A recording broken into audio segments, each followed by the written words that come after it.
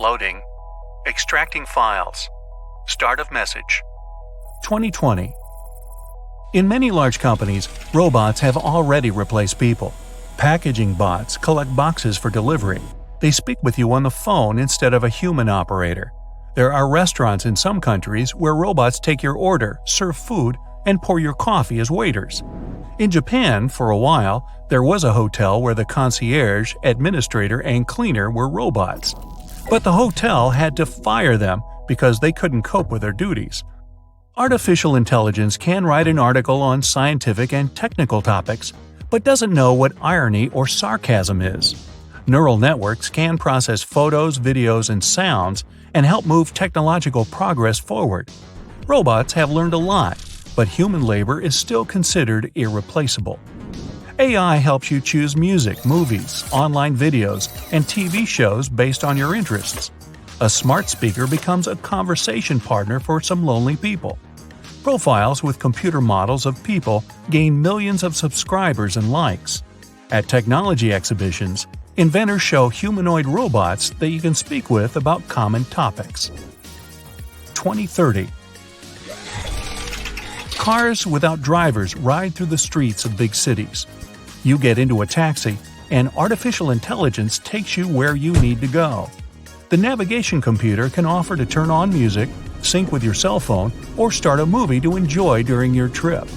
Robots have almost replaced real drivers. Now, semis carrying supplies between cities are all automated. People have robot pets. They look so cute, are almost no different from real cats and dogs, but are much easier to take care of. In some rich people's houses, butler bots carry out simple household tasks. Automatic cleaners sweep the streets of big cities. Trucks controlled by AI collect garbage. AI works in medicine.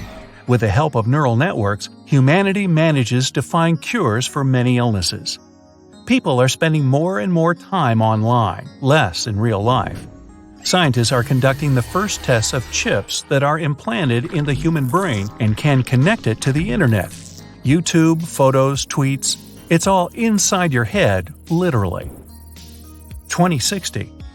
You can have a conversation on any topic with AI. Complain about your upstairs neighbor who likes to dance at night. Your smart speaker will understand. Only now, it's not just a cube. It can project a holographic image and create a full-size person that you like. This smart cube becomes a real friend for its owner. It has its uses in human-to-human communication as well.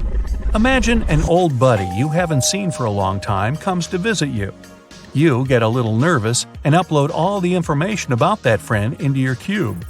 When that person gets to your house, you sit and chat over a cup of coffee. Your conversation flows all right at first, but then comes that awkward silence. No worries now, your smart cube breaks the silence with some topic you and your pal would like to discuss. AI starts to branch out into the creative arts. Not only do actors and filmmakers get awards, robots do too. Several songs written and sung by bot stars, as they're called, are on the top of the music charts. Machines can make breathtaking works of art, and you can discuss your favorite song, painting, or movie with your AI just as easily as you can with a human. But there was still one thing missing. By the end of the century, scientists got right on it, making your favorite conversation partner look more like you. Consumers buy these droids because they feel lonely. Bots may help fight loneliness, but they're also making it worse. 2100. Androids live in every home. In 2020, there were all kinds of smartphones and gadgets with different functions and specs. Now that this is all embedded in the brain, people are changing to robot settings. Build, strength level, number of topics to talk about, a specialty for the bot. All of this can be selected. Building a house and need an assistant? Great! You can choose a droid with the skills and hardware to do such work. Want to become more popular and cool? Choose a fashionable bot that knows all the trends and can become the life of the party. Going camping? You can buy a robot that's trained to survive in any natural condition. Hey, maybe you don't like that your robot looks like a human.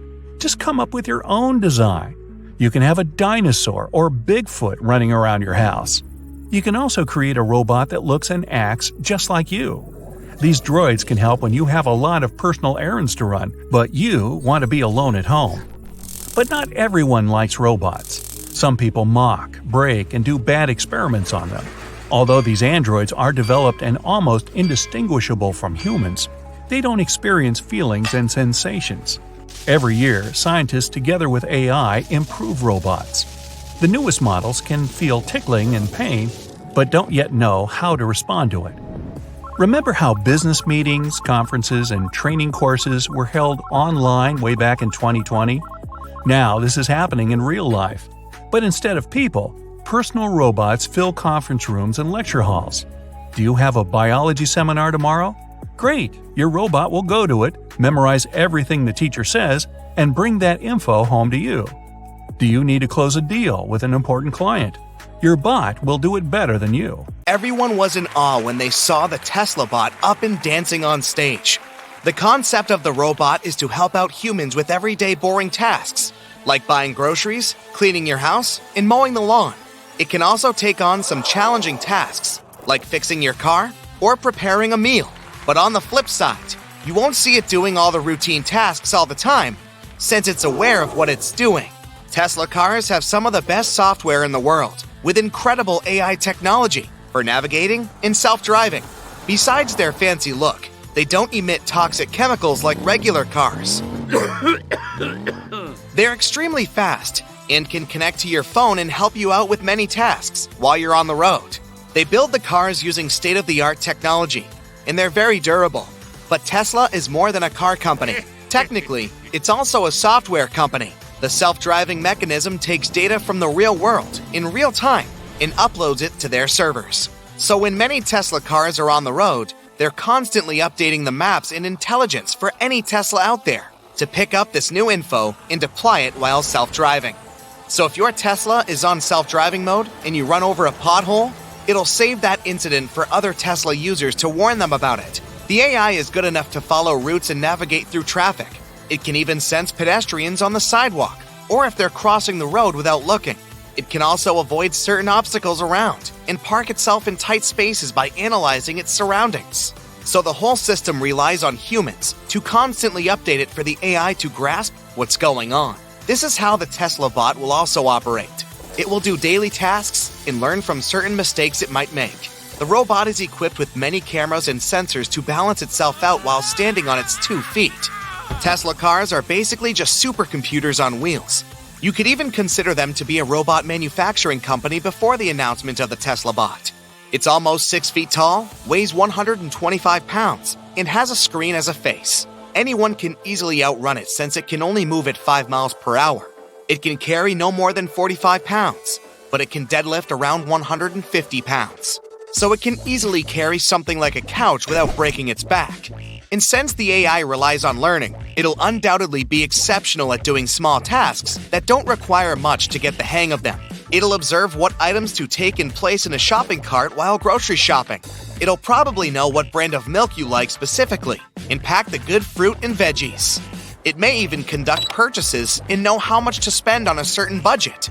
And for house chores, it can probably learn how to do the dishes and tidy up without breaking something or even misplacing some of your things. If you own a Tesla car, then no doubt, the bot will be in the same software ecosystem as all Tesla products. You can get updates from your car using your bot as a personal secretary. Some countries already adopted AI operating systems to handle day-to-day phone calls from people. You can pick up the phone and have a full conversation with an AI agent, capable of helping you solve any issues you have. They can handle thousands of callers without anyone having to wait for hours to be connected to a human agent. They also learn from every single call and compile it into a proper script for them to communicate and help everyone out. Chatbots are just as useful in collecting data from people to help them with their needs. So the Tesla bot can learn what bothers you or what makes you happy or sad. You might be able to have a morning conversation with it like talking to a real person. And based on the AI learning systems, it can adapt certain gestures and movements similar to stuff humans do without realizing. Any investor hearing this would take out their wallet and throw so much money trying to make this reality. But there's plenty of loopholes in a humanoid learning robot. They can pose a threat to cybersecurity since they can have access to all your personalized data and codes for your bank accounts or other important and delicate things. Some cyber criminals might want to modify the bot in a certain way to make it go faster or lift heavier objects. Giving the robot such strength might backfire and cause harm to anyone nearby. Even if the intention is good, the robot might respond in a different way, which will cause many scandals. Since much of Tesla's software relies on human behavior and the environment, fiddling with a robot to your personal needs can spell disaster. So, if you were to write a sci-fi novel, would you depict robots as enemies of humanity or friends? Or is it even possible to befriend robots? Well, ask Will Robinson. Meanwhile, I'm here to answer all your questions surrounding what our relationship with them will look like in the future. Let's take it all the way back from the importance that having friends plays in our lives and why, as human beings, we definitely need friendship. As of today, it's been proven again and again that romantic relationships improve our health and even help us live longer. And despite the fact that historically they've been treated as less valuable than romantic and family relationships, now we know the same goes for friendships. Part of this is actually due to the overlaps between mental and physical health. That is, if you're being socially active, it's most likely you're being physically active as well. But it also has a lot to do with the brain. For instance, several studies that have used functional magnetic resonance imaging to study patterns of brain activity show that interaction with friends leads to heightened activity in the striatum, which is a region involved in reward. And in one study, researchers found that when participants were given the opportunity to share money with a friend or a disliked, neutral, or unfamiliar person, reward regions were most active when they chose their friend. So it's no wonder individuals with a strong sense of connection to their friends tend to have longer and healthier lives. It's as if they're always being rewarded. But to be more specific about what health benefits valuable friendships provide, well, first of all, they put you at a lower risk for hypertension. In addition, they help you sleep better, as well as heal faster. And the more friends you have, the better. Having a wider variety of social relationships may even enhance your ability to ward off a cold. However, when you have to spend time alone and not by choice, your white blood cells change their behavior, which leads to more inflammation and a weakened immune response. On top of all this, friends not only help your physical health, but your mental health as well.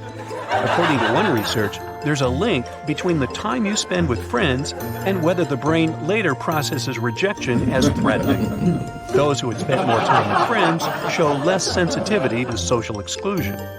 Now, where do robots enter the picture? Well, in the future, we may not be restricted to only being friends with living and breathing human beings, or pets even. To be able to explore the idea of human-robot friendship, we must understand the very basics of robotics. Most of you may be familiar with the concept of robots, but it's actually important to define them as a separate entity from other types of machines. You see, unlike other machines, robots interact with the world. Based on their actions, they're able to adapt and make changes to their surroundings as well as respond to the world around them. They can independently sense, reason, plan, and take action. As well as performing tasks autonomously, they can also extend human capabilities and mimic human actions. The field of robotics traditionally centers on creating robots to perform simple or repetitive tasks, as well as tasks with hazardous conditions for humans. Yet, thanks to the development in machine learning and artificial intelligence, there is a measurable increase in human-to-robot interactions. There are some reports which suggest that the number of robots around the world could reach 20 million by 2030. And that can only mean we'll be exposed to more and more robots in our everyday lives. Therefore, all of us will have to interact with them one way or another. Yet again, does all of this really mean we'll be able to bond true friendships with them? And if so, will our robot friends improve our physical and mental health in every way like our human friends do? Or are robots even capable of being friends? As of today, there are quite a few robots that can perform intelligent tasks, such as adjusting how they respond to individuals and organizing themselves without direct human input. Some examples of that include prosthetic arms that can learn from the person who is wearing them and adapt to their needs along the way. Then there are physical therapy robots that coach patients to learn a task by assessing their individual needs and offering them just the right amount of help. There are also what researchers call swarm robots, also known as a large group of robots. After getting a single command, they are able to collaborate with each other and organize on their own to fulfill the task at hand. This makes them perfect for dangerous tasks such as exploring a collapsed building. Instead of a human having to give commands to each individual robot, you send in the team and they coordinate the whole mission themselves. Talk about autonomy and cognition. So, since robots are able to do all that, it's obvious they can make good friends, right? Well, friendship is not all about benefiting from each other. Take Aristotle, for example. He says that true friendship is premised on mutual goodwill, admiration, and shared values. Accordingly, friendship is about a partnership of equals. So, can we achieve that with robots? Because so far, the relationship we have with robots is what Aristotle would call an inferior one. Yet again, even in this state of benefiting from robots, we relate to a robot just like we relate to pets, possessions, and people. That's it for today. So hey, if you pacified your curiosity, then give the video a like and share it with your friends. Or if you want more, just click on these videos and stay on the bright side.